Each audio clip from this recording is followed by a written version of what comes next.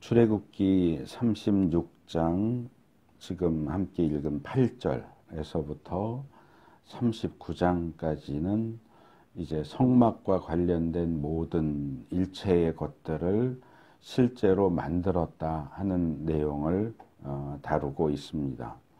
물론 이것과 관련된 내용을 우리는 출애굽기 25장에서 31장 성막 제작 명령이라고 하는 부분에서 12번에 걸쳐서 보통 한 2개 정도씩 함께 다루었던 것 같아요. 2가지 항목씩 좀 자세하게 살펴봤고, 그렇기 때문에 출애굽기 25장에서 31장은 뭘 어떻게 만들어야 되느냐 하는 것에 대한 명령이고, 이제부터 살펴볼 이 36장에서 39장 내용은 하나님의 명령에 따라서 이런 것들을 이렇게 만들었다 하는 내용, 만들어라와 만들었다 이렇게 서로 짝을 이루는 내용입니다. 그래서 이 두 본문을 비교해 보면 이 앞의 내용과 뒤의 내용이 거의 비슷합니다. 이제 중간에 순서가 약간 바뀐다거나 또는 앞에 나오지 않았던 내용이 뒤에 몇 가지 추가되는 것을 제외하면 이 앞의 내용과 뒤의 내용이 거의 같고, 우리는 이미 그 앞의 내용을 12번에 걸쳐서 자세하게 살펴봤기 때문에 이 뒤의 내용을 앞의 내용 살펴보듯이 그렇게 자세하게 살펴보지는 않으려고 합니다. 그래서 이 36장에서 39장에 나오는 내용을 3번, 오늘하고 다음 주, 그 다음 주 해서 3번에 걸쳐서 요약적으로 중요한 내용들만 살펴보고, 우리가 이전에 함께 살펴봤던 내용을 좀 기억을 되살린다라고 하는 측면에서 기본적인 내용들만 간략하게 개괄하고, 또 우리가 이전에 살펴볼 때는 각 항목에 대해 관련된 여러 가지 그림들을 함께 살펴봤지만, 이제 이 3주 동안은 그 중에서도 가장 기본적인 그림들만 우리가 보면서 예전에 봤던 내용들이지만 이런 게 있었구나, 이렇구나 하고 그냥 복습한다고 생각하시면서 이 성막에 대한 내용을 조금 더 한 번에 더 많은 내용을 좀 더 빠르게 훑어본다고 생각을 하시면 될 것 같습니다. 그래서 오늘 살펴볼 내용은 36장과 37장 2장에 나오는 내용인데 오늘 한 번에 살펴볼 겁니다. 그래서 성막 안에 가건물처럼 지어지고, 그 가건물을 둘로 나눠서 제일 안쪽을 지성소, 그 바깥쪽을 조금 더 넓은 방을 성소 이렇게 불렀는데, 성소와 지성소와 관련된 내용들이 이 36장과 37장에 나옵니다. 그래서 오늘은 성소와 지성소, 그리고 거기에 있는 기구들, 물품들과 관련된 내용들을 살펴보려고 합니다. 첫째, 36장 8절에서 19절 말씀은 이 성소 가건물을 덮는 4종류의 천에 대한 내용입니다. 천막이죠. 말하자 막에 대한 내용입니다. 먼저 제일 안쪽에 이제 가건물을 세우고 거기에 이제 지붕처럼 천을 4종류를 덮는, 차례로 덮는데 제일 안쪽에, 그러니까 천장을 보면 이 제일 안쪽에 덮는 천의 어떤 무늬나 모습을 볼 수 있겠죠. 벽은 이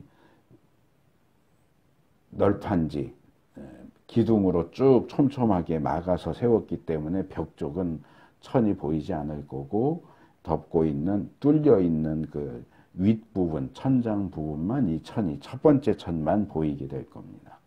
그래서 이 제일 안쪽에 덮는 이 첫 번째 천은 모시실, 흰색의 모시실, 그것을 청색으로 물들인 청색실, 자주색실, 홍색실, 이렇게 4종류의 실을 섞어서 천을 짜고 거기에 그룹 형상을 정교하게 수를 놓은 것으로 기본 형태는 12.768m, 12m, 13m 정도, 너비는 182.4cm, 그러니까 2m, 2m 조금 못되게, 그러니까 13m 정도, 13m, 길이가 13m, 너비가 한 180이니까 2m 좀 못 되는 거죠. 예. 182cm 이렇게 만들어서 이것을 똑같은 것을 10개를 만듭니다. 이제 본문에는 10폭 이렇게 되어 있어요. 그러니까 프랭크 카드를 생각을 하시면 되겠죠. 프랭크 카드 같은 것을 가로로 되어 있는 프랭크 카드를 10장을 만드는 겁니다.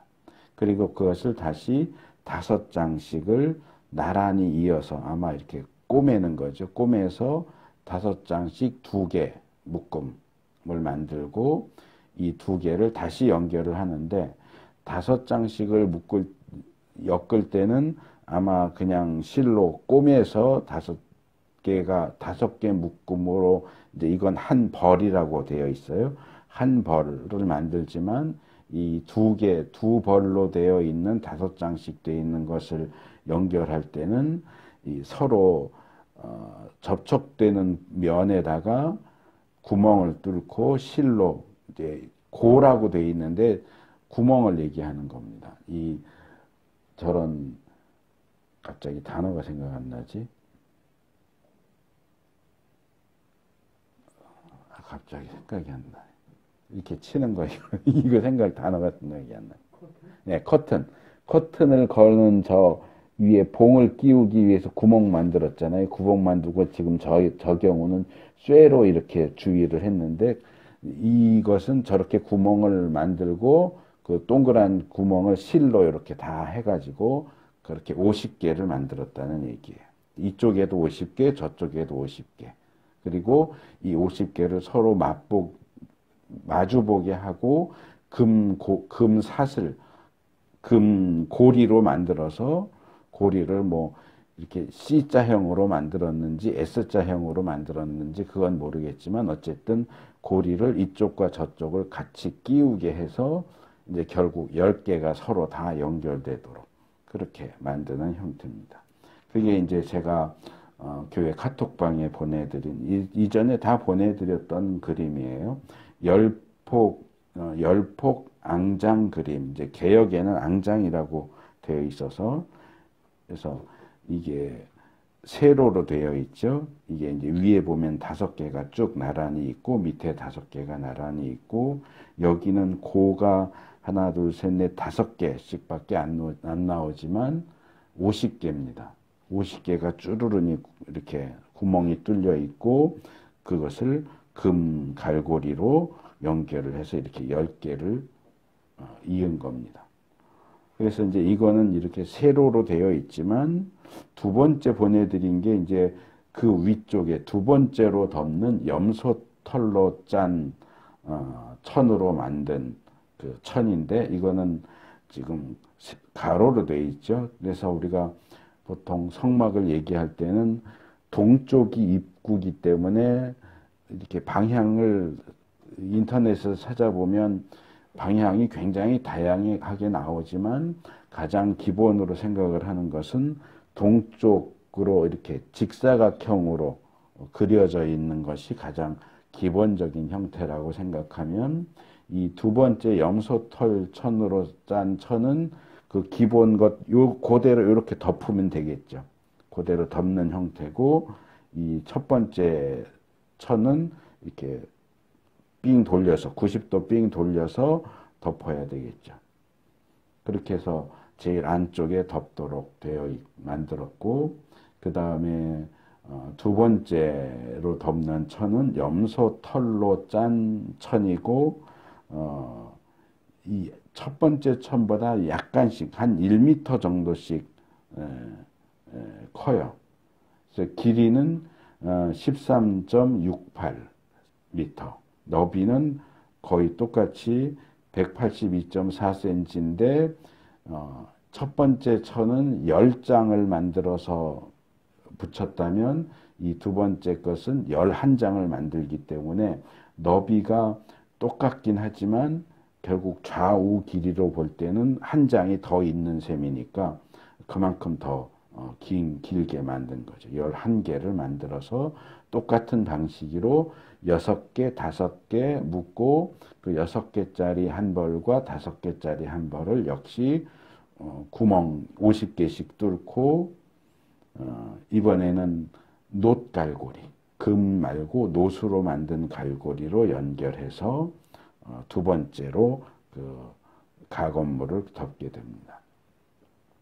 그리고 세 번째는 붉게 물들인 숫양 가죽. 그러니까 숫양 가죽이 작을 거 아니에요. 그러니까 이거는 그 다 조그만 것들을 잘라서 이어붙이고 한 상태에서 사이즈는 나오지 않지만 지금 이 적어도 두 번째 것보다는 조금 더 크게 만들지 않았을까.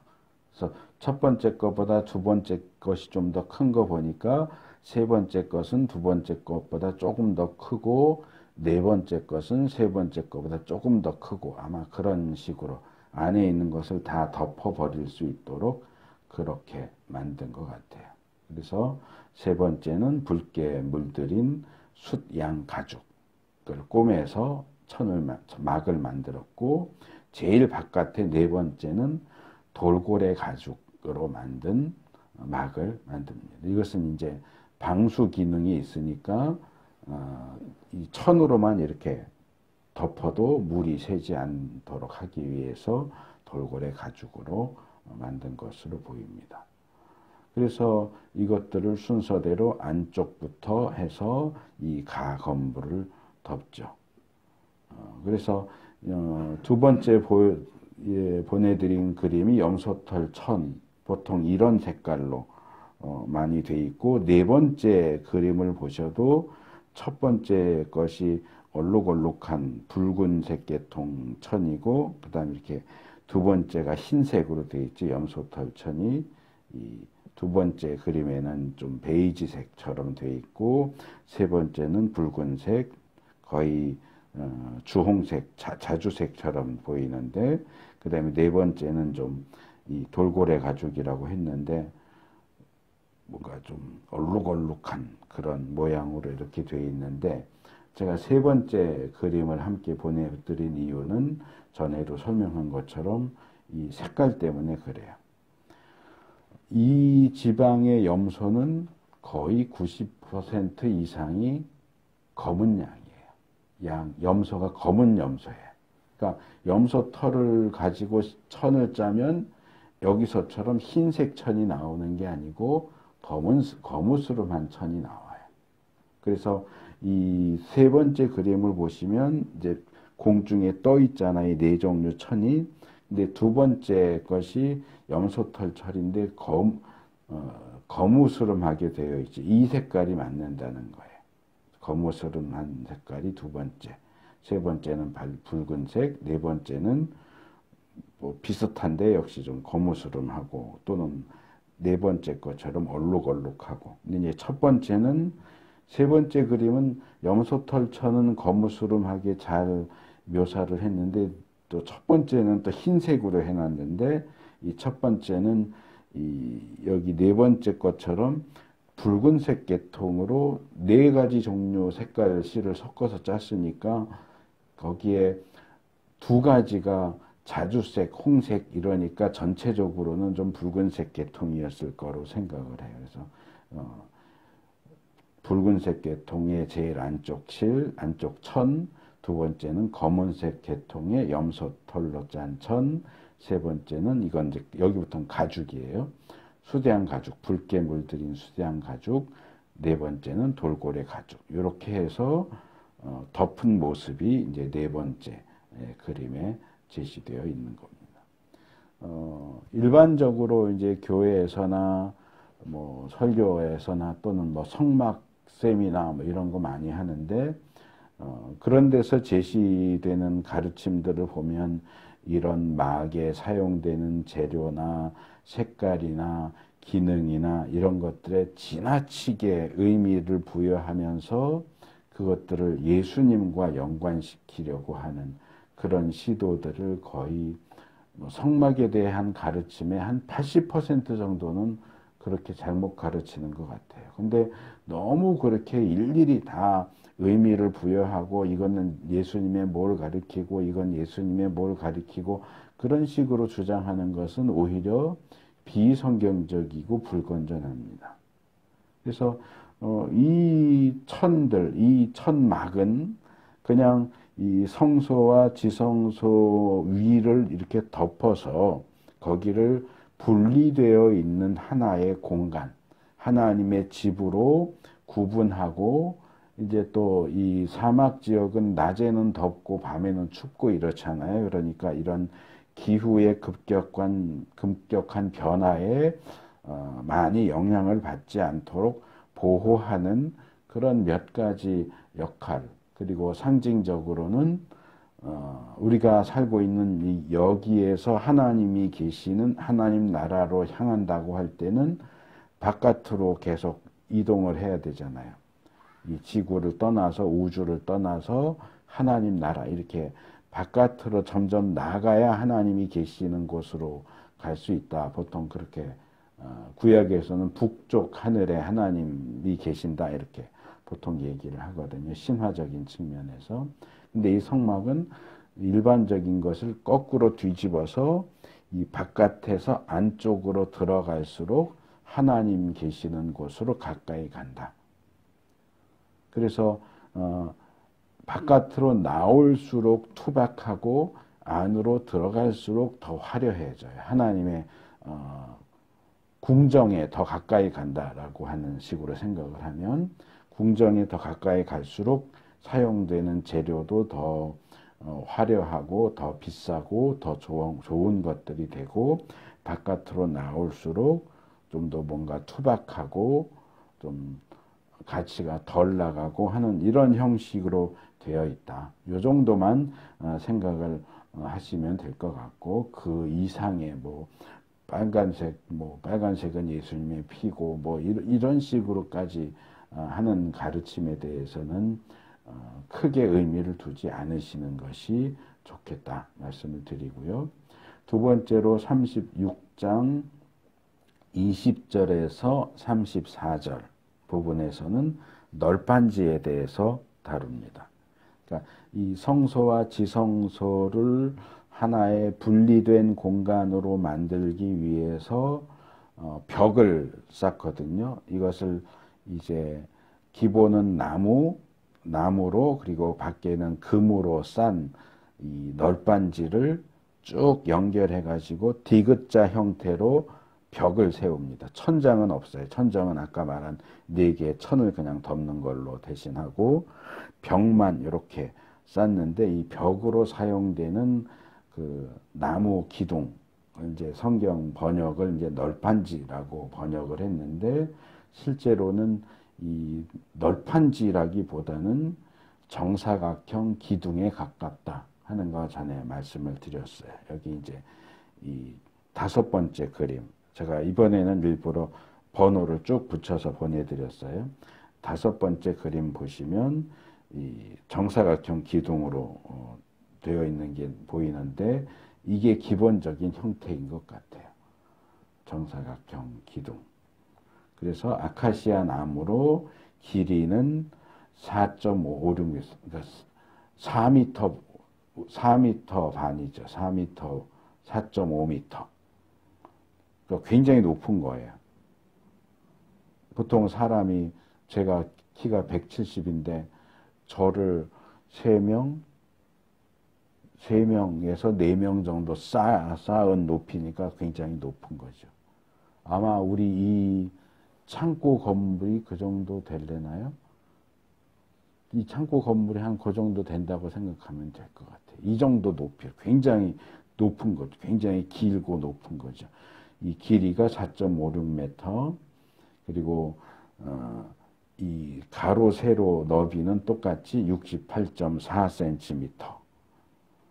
해서, 그러니까 가로 아니면 세로만 나오고 나머지가 안 나오기 때문에 납작한 널판지라고 생각을 하고 그렇게 번역을 했는데, 이것에 대한, 이 기둥에 대한 설명을 우리가 이해하려고 노력을 하다 보면 납작한 널판지 가지고는 도저히 이런 형태가 나올 수가 없어요. 정사각형 기둥. 그래서 제가 이제 가로와 세로가 똑같은 너비일 것이다. 정사각형으로 된 굉장히 높은 4.5m 되는 기둥을 나무로 기본으로 만들고 그것을 금으로 씌웁니다. 그리고 기둥의 옆구리, 아마도 2개니까 3분의 1 지점하고 3분의 2 지점쯤에 왼쪽 기둥과 오른쪽 기둥, 그러니까 기둥 하나에 이쪽 오른쪽에는 뾰족하게 나온 촉을 만들고 반대쪽 왼쪽에는 그 촉을 끼워 넣을 수 있는 구멍을 만듭니다. 6번째 그림이 그걸 얘기하는 겁니다. 여기는 이제 널빤지처럼 되어 있는데, 제일 왼쪽 그림과 첫 번째, 두 번째 보시면 오른쪽 옆에 이렇게 뾰족하게 나와 있는 부분, 이게 이제 촉입니다. 이 촉을 2개를 만들고, 세 번째 그림을 보면 이렇게 투시해서 그린 것처럼 구멍이 살짝 그려져 있죠. 그래서 이 촉을 구멍에 끼워 넣으면서 계속 이렇게 촘촘하게 기둥들이 이렇게 서로 다 따닥따닥 붙어 있도록 그렇게 만듭니다. 그래서 이것도 이 기둥들이 서로 붙어 있을 때 이렇게 흔들리거나 빠지거나 그러지 않도록 든든하게 붙어 있을 수 있도록 해놓은 장치라고 보입니다. 그래서 옆으로는 2개의 촉과 구멍을 만들어서 끼우고, 아래쪽에도 촉을 2개씩 만들고, 이 촉을 끼워 넣을 받침을 은으로 2개씩, 기둥 하나당 2개의 받침.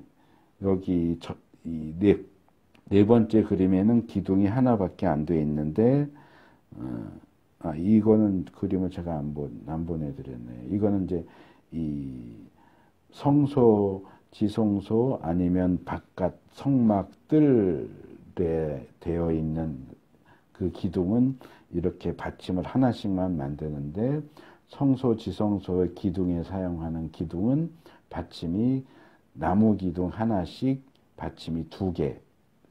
그러니까 좀 더 뭔가 이렇게 정교하게 만들었다 이렇게 말할 수 있겠죠. 그래서 옆에도 촉 2개, 밑에도 촉 2개 해서 쭉 연결해서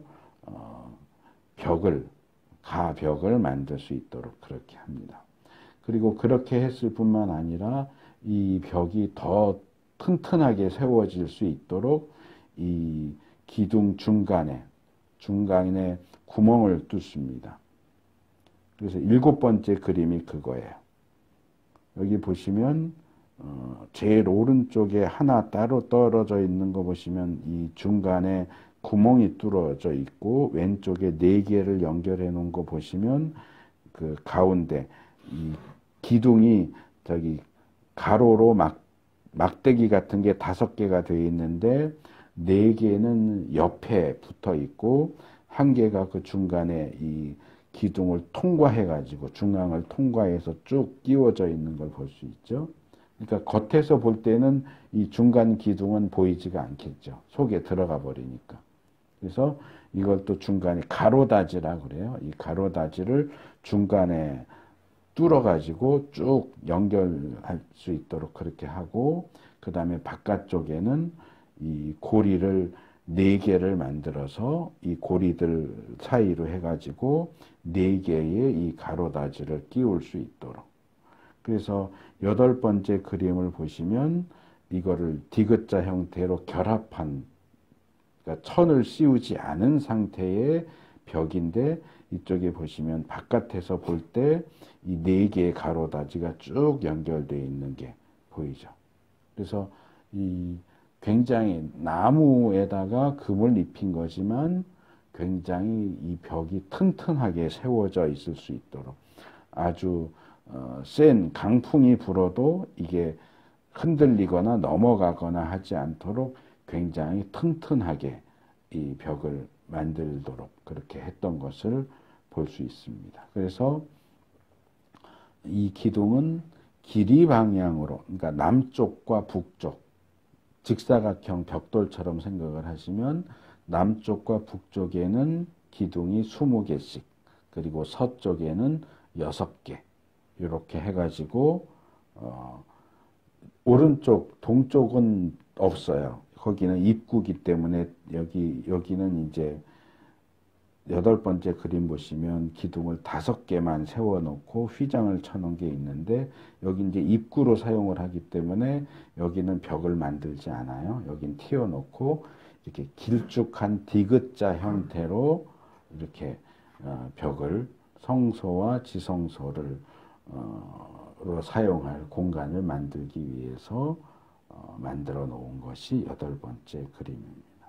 그래서 이 기둥들 역시 천막과 관련해서 말씀드린 것처럼 그냥 성소와 지성소를 구분하기 위해서 가건물을 만들기 위한 벽이에요. 임시 벽이에요. 근데 뭐 거기 사용된 나무는 예수님의 인성이고 겉에 씌운 금은 예수님의 신성이고 뭐 길이는 영원하신 예수님이고 짧은 너비는 예수님의 인생, 이 세상에서의 인생 길이다. 뭐 이런 식으로 설명을 하는 분들이 굉장히 많은데 그거 다 믿지 마세요.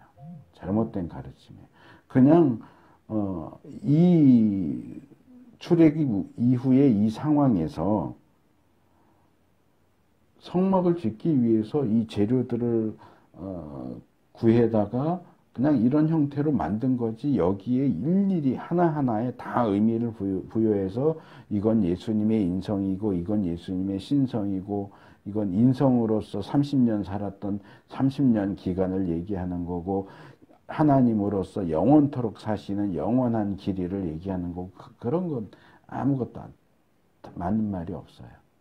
그래서 뭐 성막 세미나 같은 거 많이 하고 그런데 다니시는지는 모르겠지만 그런 것들에 대해서 미혹되지 마시기 바랍니다. 어떤 재료나 규격이나 개수 이런 것들이 자꾸 특별한 의미를 붙이면서 그것을 귀에 걸면 귀걸이, 코에 걸면 코걸이 식으로 자꾸 예수님하고 연결시키려고 하는데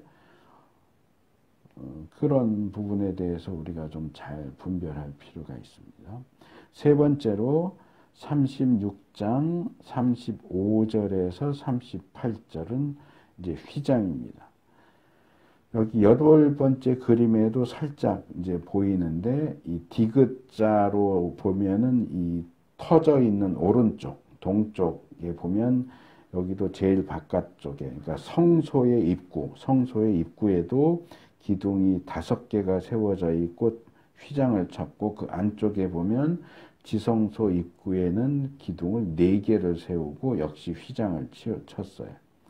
그래서 이제 요거에 대한 이제 휘장에 대한 내용인데 동쪽의 벽을 만들지 않고 그냥 터져 있는 상태에서 그 입구에는 똑같은 형태의 기둥을 5개를 이건 독립적으로 그냥 세우는 거예요. 연결하지 않아요. 중간에 틈이 있어야 사람이 들어가니까 5개를 기둥을 세우고 휘장을 치고 그 다음에 성소에 들어가서 지성소로 들어가는 입구에는 4개. 그러니까 바깥 벽이 지금 성소 입구에는 입구기 때문에 옆에 벽이 없잖아요. 그러니까 벽까지 포함해서 5개 기둥을 세우고 지성소 입구는 이미 좌우에 벽이 세워져 있는 상태이기 때문에 그 중간에 기둥을 세워야 되니까 기둥 하나를 빼고 4개만 세운 거예요. 4개 세우고 그 뒤쪽으로 이제 이것도 잘 생각해 보시면 앞쪽에다 세우면 이건 이렇게 들치고 들어가야 되잖아요. 근데 뒤쪽에다 세우면 그냥 들어가면 밀고 들어갈 수 있잖아요. 그러니까 들치면 바깥 뒤에 있는 사람이 이렇게 들쳤을 때 안이 보일 수 있어요. 그러니까 들어가기 쉽기도 하고 뭐 이런저런 이유로 그냥 쓱 밀고 들어갈 수 있도록 이 기둥 뒤쪽으로 이 휘장을 쳤던 것 같아요. 그래서 여기 사용하는 기둥은 이 벽에 사용하는 기둥과 기본적으로 같지만 옆에 촉을 만들거나 구멍을 만들거나 뭐 가로다지를 하기 위해서 중간에 구멍을 뚫거나 옆에 고리를 달거나 그런 건 전혀 없습니다. 그리고 받침도 여기는 기둥 하나당 받침 하나. 그래서 성소 입구에는 받침이 놋받침이고 지성소 입구에는 받침이 은으로 된 받침. 그래서 여기 9번째 그림이 이제 그걸 자세히 설명한 거예요. 여기를 보시면 이게 결합되어 있는 벽을 가만히 보시면 널빤지가 아니고 기둥 형태로 묘사되어 있죠. 그래서 이 기둥 형태로 보시면 되고, 여기 이제 이 머리 쪽에 장식처럼 뭔가 되어 있죠. 뾰족하게 올라와 있진 않지만 어쨌든 여기에 뭔가 휘장을 치려면 또 걸어야 되기 때문에 아마 그 거는 용도로 해서 장식구처럼 뭔가 이 머리 부분을 기둥 머리를 장식을 한 것 같고, 그래서 받침이 성소 휘장이 있고 거기 기둥 받침은 놋받침이고 지성소 휘장에 사용하는 기둥 받침은 은받침으로, 여기 사용되는 휘장의 그림도 다르죠. 이 지성소에 치는 휘장은 그룹을 그려놨다고 하는데 그룹이 어떤 모양인지는 몰라요. 그러니까 이건 그냥 상상해서 만든 거고, 성소로 들어가는 휘장에는 뭐 이렇게 여기 동그랗게 생긴 걸 막 해놨는데 이런 모양인지 그거는 몰라요. 이거는 이 모형을 제작한 사람이 그냥 상상해서 그린 거고, 어쨌든 기본 재료는 제일 안에 치는 첫 번째 천막, 4종류의 실을 섞어서 짠 천하고 같은 재료를 사용을 하는데 거기 어떤 무늬를 집어넣었는지는 성경에 전혀 나오지 않기 때문에 그냥 4종류 색을 섞어서 짠 천을 휘장으로 만들어서 하나짜리 휘장으로 만들어서 쳤다. 그냥 이렇게 생각하시면 되고, 이런 인터넷에 보면 이렇게 나오는 이 무늬들이 실제로 이 무늬다라고 그렇게 생각하시면 안 되고 이건 상상으로 만든 거예요. 그래서 이렇게 인간이 하나님 앞에, 하나님은 제일 저 안쪽 지성소에 있는 언약궤, 그 언약궤 뚜껑인 시은좌에 앉아 계시다고 생각을 하기 때문에 제일 안쪽으로 하나님께 가까이 가려면 이 휘장을 지나야 되죠. 성소 휘장을 지나야 되고 지성소 휘장을 지나가야 언약궤 앞으로 갈 수 있죠. 더 근본적으로는 이 살고 있는 곳에서 성막 입구에 있는 휘장부터 지나야 되겠죠. 성막 입구의 휘장을 지나서 성막들로 들어가고 성소 입구의 휘장을 지나서 성소로 들어가고 지성소 앞에 있는 휘장을 지나서 지성소로 들어가야 하나님 앞에 나갈 수 있는 거죠. 하나님을 볼 수 있는 거죠. 그래서 이 휘장은 이 부분은 이제 신약 성경이 분명하게 얘기하고 있기 때문에 그 부분은 우리가 인정해야 하는데, 예수님이 돌아가실 때 이 휘장이 성전에 있는 휘장이 찢어졌다 그러잖아요. 아마 지성소의 휘장일 것 같아요. 그래서 이것은, 이 휘장은 곧 예수님의 몸을 상징한다. 그러니까 우리가 예수님을, 휘장을 지나야만 하나님 앞에 갈 수 있는 것처럼 예수님을 통해야만 하나님 앞에 갈 수 있다라는 그런 점을 보여주는 예수님 자신, 예수님의 육신을 상징한다. 이렇게 이해할 수 있지만 이 부분에 관련해서 또 무슨 이 예수님의 몸이 4종류의 실로 천을 짰기 때문에 뭐 이 천은 뭐고 이 천은 예수님의 뭐고 이런 식으로 설명하는 것은 역시 올바른 방식이 아닙니다. 그냥 뭉뚱그려서 우리가 살펴보는 전체로서의 성막이 그리스도를 가리킨다. 이렇게 하면 오케이예요. 근데 성막의 기둥에 있어서 나무는 인성이고 금은 신성이고 이렇게까지 하는 건 지나치다는 거예요. 그래서 성막이 그리스도를 가르친다라고 하듯이 이 성전 휘장은 예수님의 육체를 가리킨다. 이 정도까지는 우리가 오케이 하고 받아들일 수 있지만 그거 이상으로 또 자꾸 세세하게 들어가서 이거는 뭐고 저거는 뭐고 이런 식으로 억지로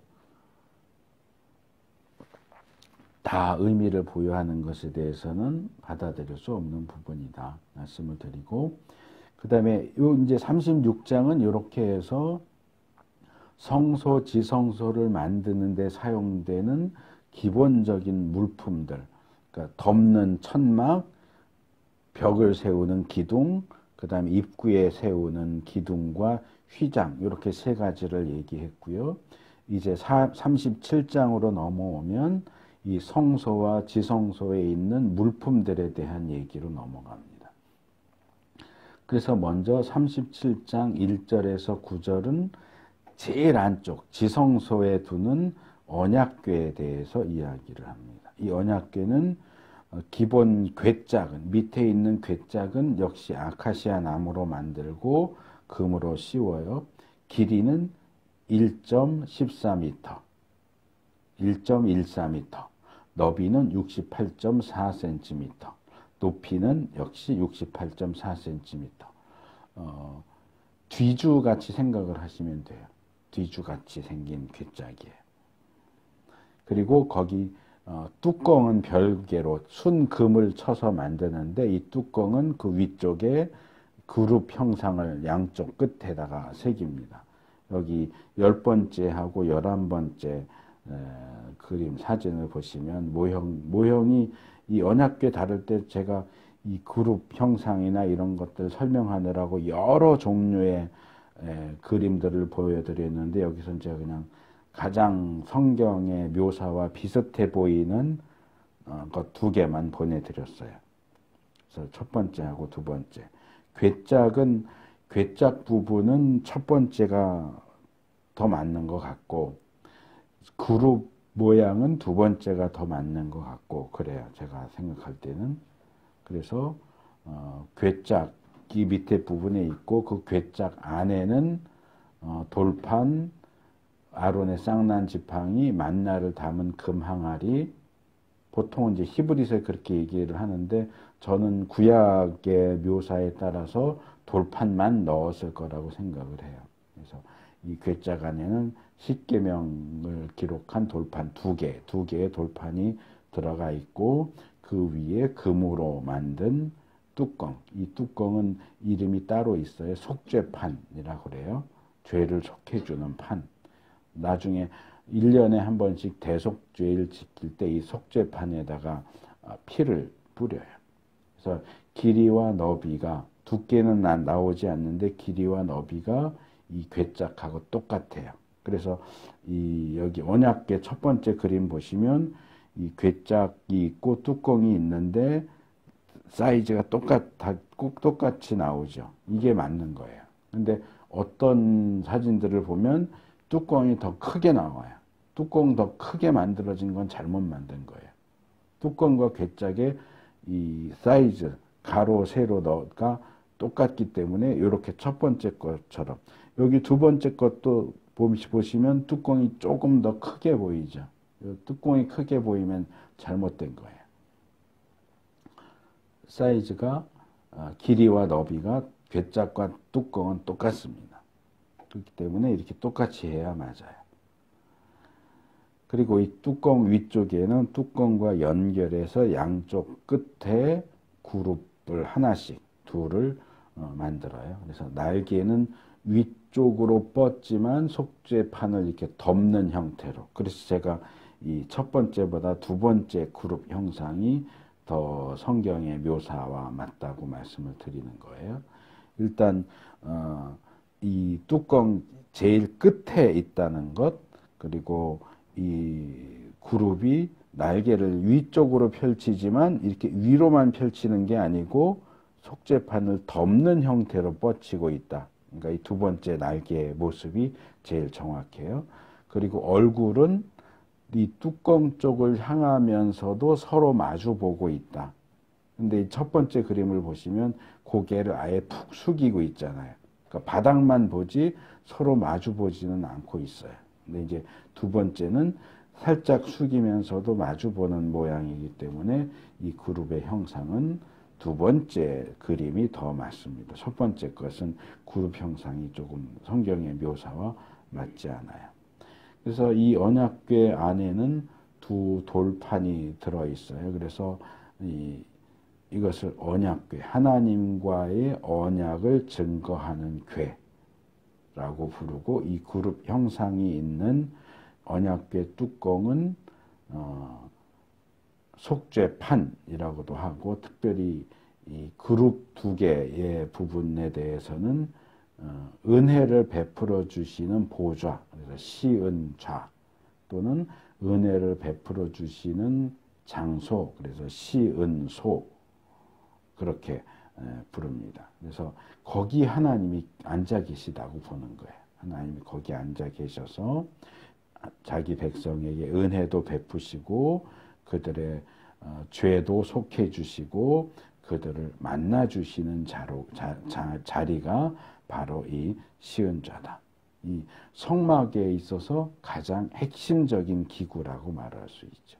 성막은 하나님의 집이고, 하나님은 성막의 여러 기구들 가운데 특별히 이 언약궤 위에 거기에 임재해 계시기 때문에 성막의 가장 핵심적인 기구가 바로 이 언약궤다. 거기에 언약궤가 있고 그 언약궤에 하나님이 임재해 계시기 때문에 이 천막이 거룩한 천막, 성막일 수 있는 거예요.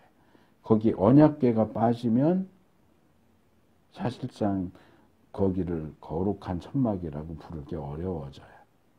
나중에 이제 이스라엘 역사 초기에 가면 이 언약궤하고 이 성막이 분리되어서 존재하는 기간이 있어요. 엘리 제사장 때 블레셋에게 언약궤를 뺏기면서 그게 돌아오고 다시 이 성막으로 옮겨 놓는 게 아니고 여기저기 이렇게 떠돌아다니다가 다윗성으로 들어간단 말이에요. 그러니까 이 언약궤가 없는 성막이 따로 그것만 존재하고 있어요. 거기서 이제 뭐 제단이나 이런 건 다 있으니까 제사 드리고 그러기는 하지만 뭔가 알맹이가 빠진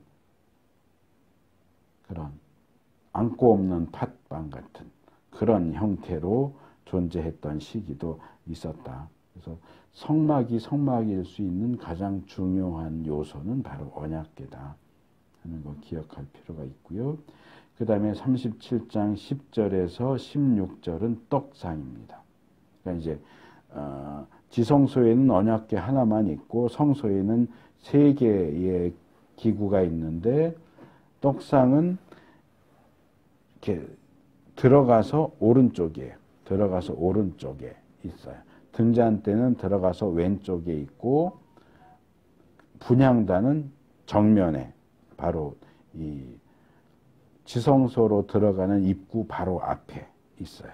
그래서 성소의 북쪽, 성소로 들어가서 오른쪽에 두는 떡상에 대한 내용입니다. 역시 아카시아 나무로 만들고 금을 씌우는데 이것은 궤짝 형태가 아니고 테이블 형태예요. 그러니까 위에 상판이 있고 밑에는 다리만 있는 거예요. 그래서 지금 여기 테이블이 예전에 있더니 치웠는데 테이블처럼 위에는 이렇게 직사각형으로 상판이 있고 밑에는 다리만 4개가 나와 있는 그런 형태를 생각을 하시면 돼요. 여기 떡상 그림도 제가 하나 드렸는데 이런 형태입니다. 다리가 밑으로 쭉 길게 있고 위에 판이 있는데 이게 판이 좀 넓적하게 보이는 것은 판을 두껍게 만들어서가 아니고 이 가장자리에 이거 저기를 붙여서 그래요. 이 식탁은 길이는 91.2cm, 너비는 45.6cm, 높이는 역시 68.4cm. 이 68.4cm가 기본적인 치수예요. 그래서 이 둘레에 금태를 두릅니다. 이 금태를 두르는 것은 아마 그 위에 올려놓는 물건들이 흔들려서 떨어지지 않도록 막는 턱 같은 역할을 하는 것 같아요. 그러니까 이 상판이 두껍게 만들어진 게 아니고 상판 바깥으로 여기처럼 이렇게 올라오게 이렇게 턱을 쭉 네 방향으로 다 만들어 놓은 겁니다. 그리고 고리를 뭐 언약궤도 그렇고 떡상도 그렇고 향단도 그렇고 이제 등잔 때만 그게 없는데 번제단도 그렇고 옆에 고리 붙이고 길다랗게 이 장대 같은 걸 끼워서 이동할 수 있도록 그런 장치를 기본적으로 다 해놓습니다. 그리고 이 상 위에는 대접, 종지, 부어드리는 제물을 담을 병, 그 다음에 잔 이런 것들도 놓고 그 다음에 떡도 넣습니다. 아마 대접 위에 빵을 올려놓는 것 같고요. 그 외에 이제 아마 포도주를 담은 병, 포도주 병, 그리고 그것을 따라서 마실 수 있도록 만든 잔 이런 것들은 다 금으로 만듭니다.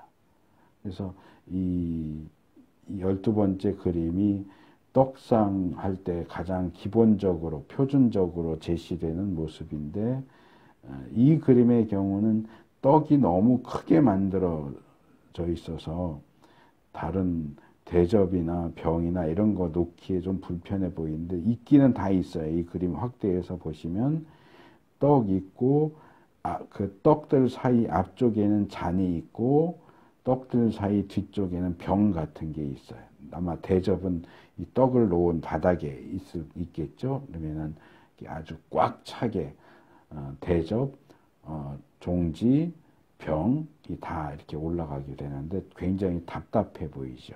그래서 떡은 이거보다 조금 더 작게 묘사되어 있으면 좋겠다라는 생각이 들고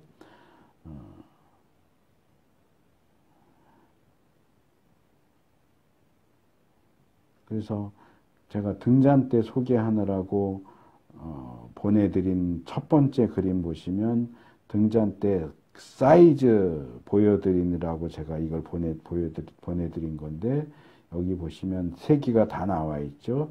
왼쪽에 등잔대가 있고 오른쪽에 떡상이 있고 저 안쪽으로 분향단이 있는 게 보이는데 이 그림에 나오는 떡상을 확대해서 보시면 떡이 무슨 호떡처럼 조그맣게 돼 있지. 이건 너무 조그맣게 해놨지만 상대적으로 떡상이 굉장히 공간이 많이 있는 걸로 보이죠.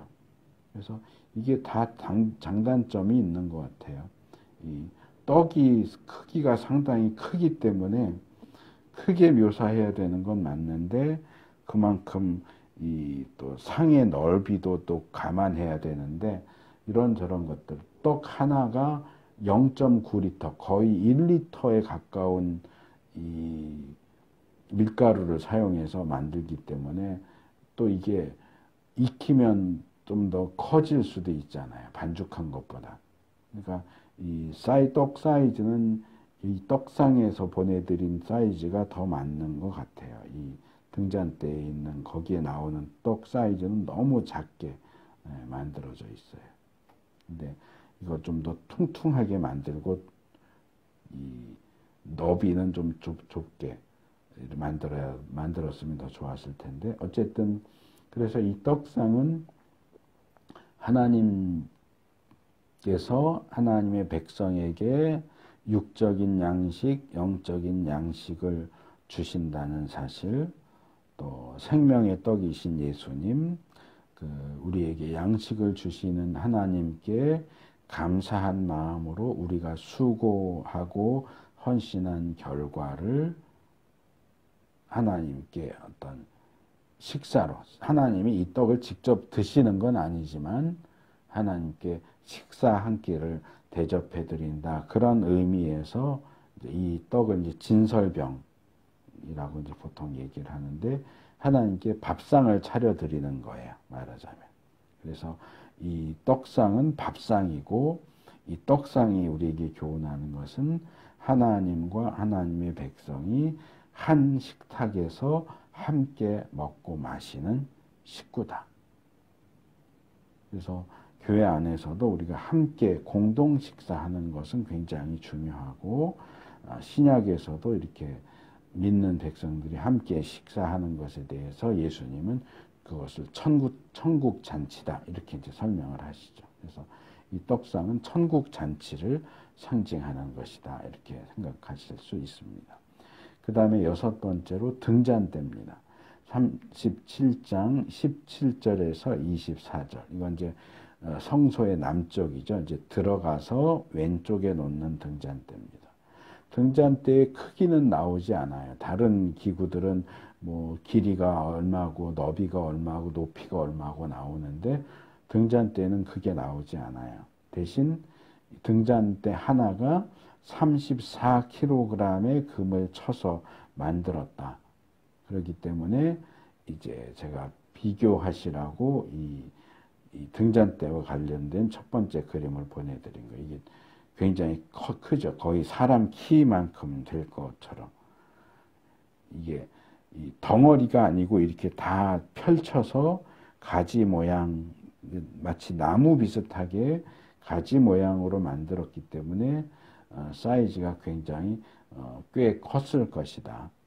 그리고 이 등잔대에 부속되는 등잔대와 관련해서 뭐 집게, 불똥 그릇 이런 것들도 역시 순금으로 만듭니다. 아마 이 첫 번째 그림 등잔대 옆에 있는 이렇게 세 다리 달린 뭐 그릇 같은 게 이게 아마 불똥 그릇을 묘사해 놓은 것 같아요. 그래서 또 성막에 관련된 그림을 보면 이 그림도 그런데 이 등잔대가 여기 하나만 이렇게 있어요. 대부분 성막 그림에서 등잔대는 하나만 있는 것처럼 묘사되어 있지만 원래는 두 개입니다. 두 개가 있습니다. 그래서 가지가 6개가 나오고 6가지가 있는 등잔대가 2개, 그래서 6개가 2개 해서 12개의 가지가 12지파, 이스라엘의 12지파를 상징합니다. 그래서 실제 등잔대의 모습을 잘 묘사해 주고 있는 건 이 두 번째 그림입니다. 가지가 있고 꽃잎이 있고 이게 3개씩 연결되어 있는 모습. 그래서 뭔가 좀 조잡해 보이는데 이 두 번째 그림은 상당히 사이즈를 축소시킨 걸로 보이고요. 이 첫 번째 그림도 거의 비슷하게 되어 있는데 이렇게 좀 사이즈가 커지면 좀 덜 조잡해 보이기는 하죠. 그래서 어쨌든 기본적인 형태가 어떻다는 걸 보여주는 게 이 두 번째 그림입니다. 이 등잔대는 생각을 해보세요. 이 성소를 벽으로 하고 덮었죠. 4겹으로 되는 천막을 덮었고 앞에도 기둥 세우고 휘장을 쳤어요. 그러니까 이 안은 깜깜할 거예요. 그 안에서 뭔가를 하려면 빛이 필요한데 이 껌껌한 그 성소를 밝게 비춰주는 역할을 하는 게 이 2개의 등잔대입니다. 그래서 실제적으로 이 캄캄한 성소를 밝혀주는 역할을 하면서 이것이 아몬드 꽃, 아몬드 형태로 만들었다라고 하는 점과 이 아몬드에 대한 성경의 가르침을 놓고 볼 때 이것은 하나님의 자기 백성을 지켜보시는 하나님의 모습을 상징하기도 하고 신약적으로 보면 이 세상의 빛이신 예수님을 상징하기도 하고 또 그런 하나님과 그런 예수님을 닮아서 세상의 빛이다. 너희는 세상의 빛이다 라고 하셨던 구약의 이스라엘, 신약의 그리스도인들을 상징하는 것이기도 하다. 우리가 빛을 비추는 존재, 하나님이 우리에게 빛을 비춰주시는 존재이고 우리 역시 이 땅에서 빛을 비추는 존재여야 한다 하는 것을 가르쳐 줍니다. 7번째로 분향단입니다. 37장 25절에서 28절. 지성소로 들어가는 입구, 그 휘장과 기둥 바로 앞에 이 분향단을 놓습니다. 이것도 역시 아카시아 나무로 만들고 금을 씌워서 길이와 너비가 똑같이 45.6cm, 높이는 조금 다른 것들보다 조금 높아요. 91.2cm. 정사각형 기둥 같은 모양입니다. 보내드린 그림을 보시면 되겠습니다. 이것도 식탁처럼 이 제일 위에 가장자리 역시 턱을 만듭니다. 그리고 네 귀퉁이에 뿔을 만들어요. 여긴 되게 귀엽게 만들어져 있는데 뿔을, 번제단에도 뿔을 만들죠. 이것도 분향단, 향을 바치는 제단이에요. 이것도 제단이기 때문에 뿔을 만들어요. 번제단도 제단이기 때문에 뿔을 만들고요. 그래서 뿔을 만들어 붙였고 가장자리에 금태를 두릅니다. 역시 이 고리와 채도 만들고요. 본문에 나오진 않지만 이 향단 상판에다가 그냥 향을 놓고 향을 사르지는 않았을 것으로 생각이 돼요. 그래서 이 그림에도 있는 것처럼 이 위에는 아마 향을 사를 수 있는 향로가 놓여져 있지 않을까. 성경에는 향로에 대한 얘기는 나오지 않는데 아마 향로를 만들어서 사용했을 것 같다. 그래서 이 향로가 떨어지지 않도록 이 턱을 만드는 것 같아요. 그래서 이 분향단에서 살라지는 이 향 연기는 기본적으로 지성소에 임재해 계신 하나님의 영광의 빛을 차단, 감소시켜서 성소에서 또는 성막들에서 섬기는 제사장들, 레위인들 이런 사람들이 죽지 않도록 보호해주는 역할. 하나님이 시내산에 임재하셨을 때 시내산에 자욱하게 연기가 꼈던 것을 재현하는, 그래서 지성소 앞에도 이 분향단을 놓고 향을 피워서 이 성소가 향으로 가득하게 빽빽하게 연기가 꽉 차서 하나님의 영광 때문에 제사장이나 레위인들이 죽지 않도록 보호해주는 역할을 하는 걸로 보이고요. 신약으로 넘어오면 특별히 요한계시록에서 이 성도들의 기도가 이 향연과 함께 하나님 앞에 올라간다, 그렇게 이야기합니다. 그래서 이 향연은 인간과 하나님을 연결해 주는 어떤 중간적인 역할도 하는 것으로 이해할 수 있습니다. 마지막 8번째로 성별하는 기름과 향입니다. 이것은 기구는 아니고 이제 이 성막에서 또는 특별히 분향단에서 사용될 향품, 그리고 성막 봉헌식에서 또는 제사장 위임식에 사용될 특별한 기름 제작에 대한 내용입니다. 근데 이제 이 부분은 성막 제작 명령보다는 훨씬 아주 간략하게 그냥 나와 있어요. 이렇게 그냥 향을 제조하는 법을 따라서 성별하는 기름과 향기롭고 순수한 향을 만들었다라고만 되어 있어요. 근데 우리가 예전에 살펴본 출애굽기 30장 22절에서 38절을 보면 성별하는 기름은 4종류의 향품, 순수한 모략, 계피를 각각 4.9km, 육개와 창포를 각각 2.45kg을 올리브 기름 3.6리터에 섞어서, 이게 이제 16번째 그림입니다. 그림이 그걸 설명해 놓은 거예요. 그렇게 해서 만들고, 향도 역시 4종류의 향품을. 근데 이 성별하는 기름 만들 때 사용된 향품과는 전혀 다른 종류예요. 소합향, 나감향, 풍자향, 그리고 유향을 섞고 거기에 소금을 쳐서 만듭니다.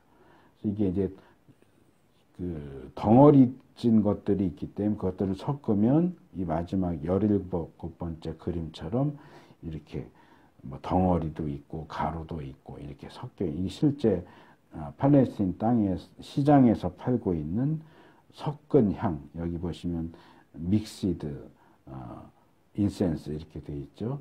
섞은 향, 이제 사진입니다.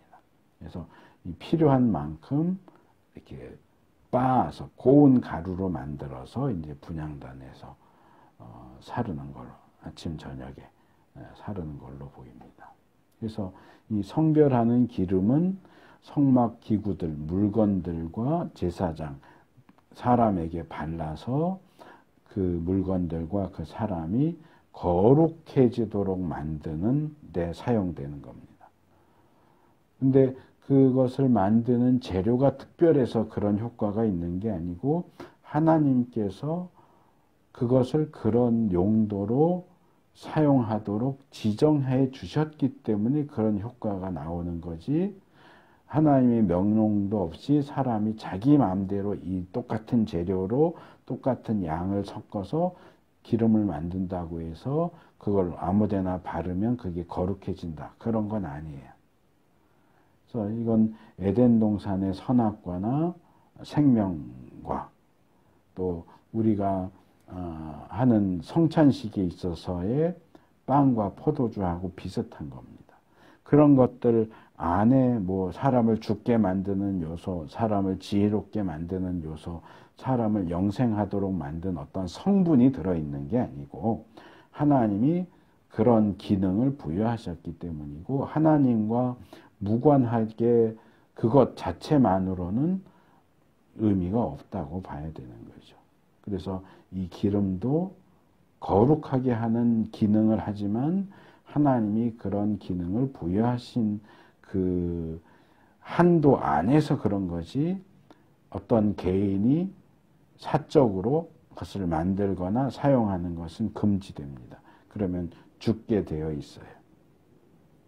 향도 마찬가지입니다. 이건 하나님께 살라드리기 위해서만 만들어야지 난 그 향 참 좋던데 내가 좀 써야겠다 하고 자기가 개인적으로 여기 나오는 재료들을 구해서 만들어서 사르는 행위는 자기가 하나님이라고 주장하는 행위나 마찬가지이기 때문에 그런 사람도 역시 죽게 됩니다. 그래서 우리가 성경을 읽고 이해하는 데 있어서, 그리고 신앙생활을 하는 데 있어서도 이 하나님이 역사하시는 이것은 신비의 영역이에요. 이 신비의 영역을 자꾸 물질의 영역으로 끌어내려서 이건 이런 거니까 나도 그럼 하면 똑같이 그렇게 되겠네 라는 식으로 유치하고 일차원적인 방식으로 끌어내려서 무슨 뭐 금리빨, 금가루 뭐 그런 거 하지 않도록 조심해야 됩니다. 우리가 육신을 가진 존재이기 때문에 하나님이 어떤 영적인 것들을 물질적인 것을 통해서 역사하시지만 물질적인 것이 다가 아니에요. 근데 이 하나님과 관련된 영적인 부분을 제외하고 물질적인 것에 자꾸 의미를 부여하면 문제가 생깁니다. 불건전한 신앙이 될 수밖에 없습니다. 그래서 우리가 겉으로 드러나는 물질적인 것에 집착하지 말고 위에 있는 것, 천상적인 것, 신령한 것에 가치를 두고 그것을 추구해 나갈 수 있어야 합니다. 그래서 오늘 우리가 조금 빡빡하기는 한데 성소와 지성소와 관련해서 천, 기둥, 휘장, 그리고 그 안에 있는 언약궤, 떡상, 등잔대, 분향단, 그리고 분향단에 사를 향과 성막 봉헌식, 제사장 위임식에서 사용할 성별하는 기름에 대한 내용들을 조금 요약적으로 개괄해서 살펴봤습니다. 이전에 더 자세하게 살펴봤던 내용들이기 때문에 오늘은 대표적인 그림들만 소개하고 기본적인 내용들만 요약적으로 말씀을 드렸습니다. 이전에 우리가 성막 제작 명령에서는 이렇게 나무를 한 그루씩 한 그루씩 자세하게 살펴봤다면 이번 주와 이제 다음 2주간 동안은 숲을 본다고 생각하시면 될 것 같아요. 전에는 하나하나씩을 자세히 살펴봤고 이제는 그렇게까지는 보지 않고 기본적인 내용만 조금 훑으면서 전반적으로 성막이 어떤 형태로 되어 있는가, 어떤 것들이 있고 그것이 어떤 의미가 있는가, 이렇게 개괄적으로 빠르게 살펴보는 것도 우리에게 도움이 될 거라고 생각을 합니다. 그래서 이런 내용들을 살펴보면서 하나님께서 그동안 창조부터 여기까지 오면서 이제 처음으로 하나님의 백성들 사이에 거하시기 위해서 하나님의 집을 만드시는 거예요. 처음으로 하나님의 집을 만드시면서 하나님의 백성들 사이에 거하기 위해서 이 허락하신 은혜가 얼마나 큰가. 그렇게 우리 가운데 거하시는 하나님을 올바르게 대하기 위해서는 우리가 어디에 관심을 가지고 어디에 신경을 써야 하는지, 우리가 어떤 태도로 그 모든 것들과 또 우리 안에 거하시는 하나님을 대해야 하는지 다시 한번 돌아보는 그런 시간이 되었으면 좋겠습니다.